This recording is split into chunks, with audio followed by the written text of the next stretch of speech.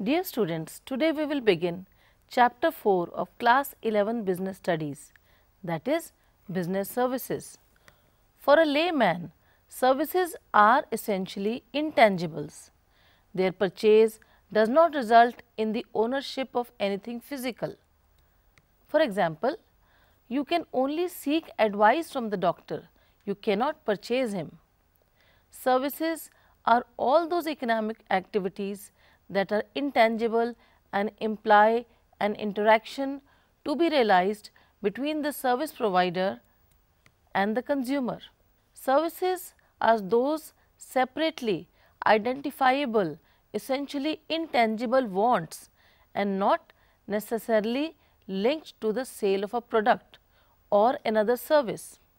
Is a physical product capable of being delivered to a purchaser and invoices the transfer of ownership from the seller to the customer. Now, what is the nature of services? There are 5 basic features of services. These are intangibility. It means services are intangible, that is, they cannot be touched, they are experimental in nature, one cannot taste a doctor's treatment or touch entertainment, one can only experience it. An important implication of this is that quality of the offer can often not be determined before consumption and therefore purchase. The second important characteristic of service is inconsistency. Since there is no standard tangible product, services have to be performed exclusively each time. Different customers have different demands and expectations. Service providers need to have an opportunity to alter their offer to closely meet the requirements of the customers. Third feature, inseparability. This is an important characteristic of service and simultaneously activity of production and consumption are being performed. This makes the production and consumption of services seem to be inseparable. While we can manufacture today and can sell it after say a month, this is not possible with services that have to be consumed as and when they are produced. Next feature is inventory-less. Services have little or no tangible components and therefore cannot be stored for a future use. Example, services are perishable and providers can at best store some associated goods, but not the service itself.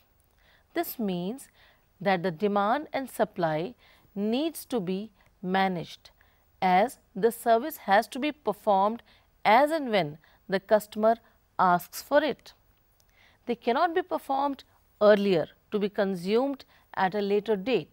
For example, a railway ticket can be stored, but the railway journey will be experienced only when the railways provide it. Involvement. One of the most important characteristics of services is the participation of the customer in the service delivery process. A customer has the opportunity to get the service provided. Difference between services and goods. Service is an activity or a process. Example, watching a movie in a cinema hall, whereas goods are physical objects. Example, video cassette of movie.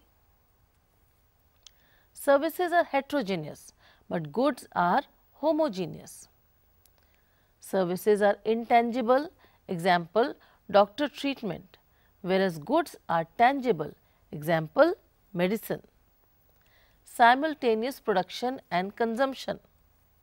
Example, eating ice cream in a restaurant, but separation of production and consumption. Example, purchasing ice cream from a store. Cannot be kept in stock. Example, experience of a train journey, whereas goods can be kept in stock. Example, train journey ticket. Now we come to the next topic, that is types of services. First of all, business services. These are those services which are used by business enterprises for the conduct of their activities. Example, banking, insurance, transportation, warehousing and communication services. Second type of service is social service. Social services are those services that are generally provided voluntarily in pursuit of certain goals. These social goals may be to improve the standard of living of weaker sections of the society, to provide health care, hygienic conditions in slum areas.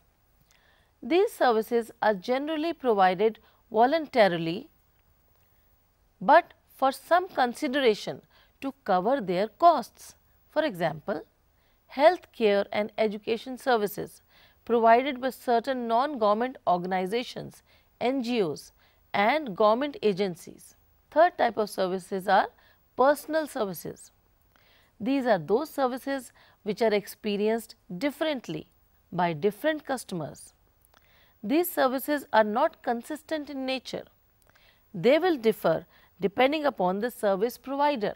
They will also depend upon the customer's preference and demands. For example, tourism, recreational services, restaurants. In the context of better understanding of the business world, we will be limiting our further discussions to the first category of the service sector, that is business services. Friends, today's world is of tough competition, where the survival of the fittest is the rule. There is no room for non-performance. Hence, companies tend to stick to what they can do best. In order to be competitive, business enterprises are becoming more and more dependent on specialized business services. Business enterprises look forward towards banks for availability of funds, insurance companies for getting their plant, machinery, goods, etc. insured, transport companies for transporting raw material and finished goods, and telecom and postal services for being in touch with their vendors, suppliers and customers. India has been gaining a highly competitive edge over other countries when it comes to providing services to the developed economies of the world. Many foreign companies are looking to India for performing a host of business services. First of all, banking. Commercial banks are an important institution of the economy for providing institutional credit to its customers. A bank stimulates economic activity in the market by lending money. A bank stimulates economic activity in the market by dealing in money. It mobilizes savings of the people and makes funds available to businesses for financing their capital and revenue expenditure. It deals in financial instruments and provides services for a price. Example, interest, discount, commission, etc. Now, we will discuss the types of banks that are there. First of all, commercial bank. Second, cooperative banks. Third, specialized banks. And fourth, central bank. We will discuss the first one, commercial banks. These are institutions dealing in money.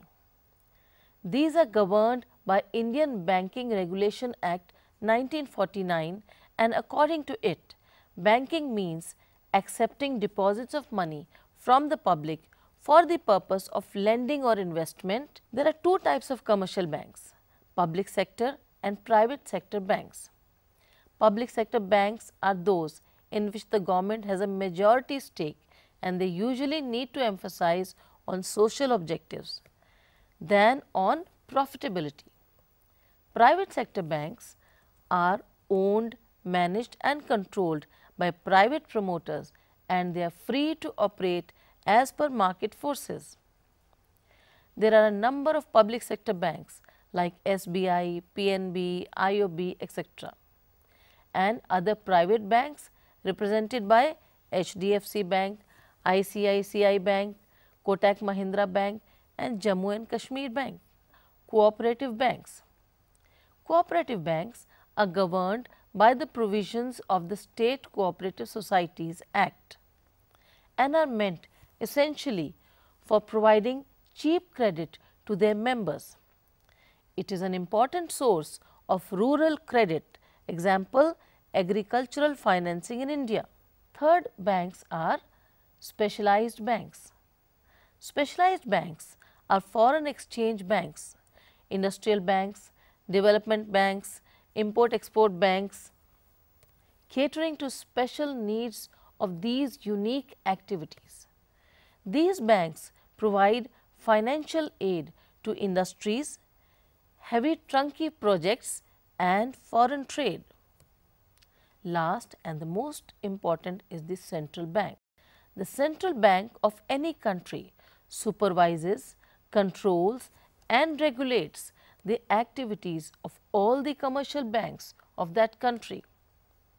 It also acts as a government bank. It controls and coordinates currency and credit policies of any country. It also acts as a government banker. It controls and coordinates currency and credit policies of any country. The Reserve Bank of India is the central bank of our country. Functions of commercial banks. Banks provide a variety of functions.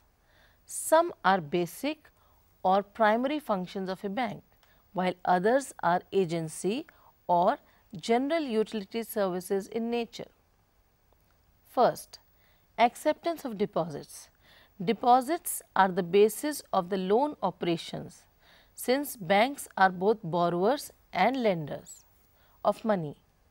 As borrowers, they pay interest, and as lenders, they grant loans and get interest. These deposits are generally taken through current accounts, saving accounts and fixed accounts. Current account deposits can be withdrawn to the extent of the balance at any time.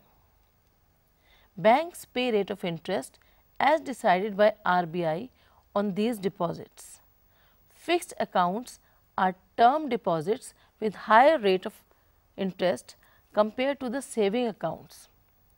Second important function of banks is lending of funds. The major activity of commercial banks is to provide advances out of money received through deposits. These advances can be made in the form of overdrafts, cash credits, discounting trade bills, term loans, consumer credits and other miscellaneous advances. The funds lent out by banks contribute a great deal to the industry, transport and other business activities. Another important function of bank is check facility. Banks render a very important service to the customers by collecting their drawn checks on other banks. The check is the most developed credit instrument, a unique feature and function of banks for the withdrawal of deposits. It is the most developed credit instrument, a unique feature and function of banks for the withdrawal of deposits. It is the most convenient and inexpensive medium of exchange. There are two types of checks: bearer checks, which are encashable immediately at the bank counters, and cross checks, which are to be deposited only in the payee's account.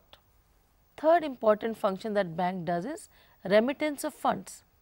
Another salient feature of commercial banks of providing the facility of fund transfer from one place to another on account of interconnectivity of branches. The transfer of funds is administered by using bank drafts, pay orders, mail transfers on nominal admission charges. The bank issues drafts for the amount on its own branches at other places or other banks at those places. The payee can present the draft on the drawee bank at his place and collect the amount. Allied services. In addition to above functions, banks also provide allied services such as bill payments, locker facility, underwriting services. They also perform other services like buying and selling of shares and debentures on instructions, and other personal services like payment of insurance premium, collection of dividend, etc. Students, let us revise what we have discussed in this session. First of all, we discussed what are services, what are the special features of services, what is the difference between a goods and services. Then, what are the various types of services that are being used in the society. After discussing the various types of services, we came to business services, and amongst the business services, we discussed banking services, how important banks are in our society to carry on the business. What are the major functions that the banks do to help the business flourish in the economy? Now students, let us test our knowledge of what we have discussed in the chapter. First question, which of the following accounts does not carry any interest? A. Fixed deposit, B. Recurring deposit, C. Specialized bank, or fourth, current account? The answer is current account. Second question, the functions of commercial banks include acceptance of deposits, B. Granting of loans, C. Locker facilities, or D. All of the above? The answer is again D.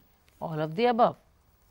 Third question, the authority to issue currency notes rests with A. Central Bank of India, B. State Bank of India, C. Reserve Bank of India, or D. All of the above? The answer is C. Reserve Bank of India. With this, we conclude today's discussion. In the next session, we will study about a new style of banking, as well as we will discuss other types of business services. Thank you.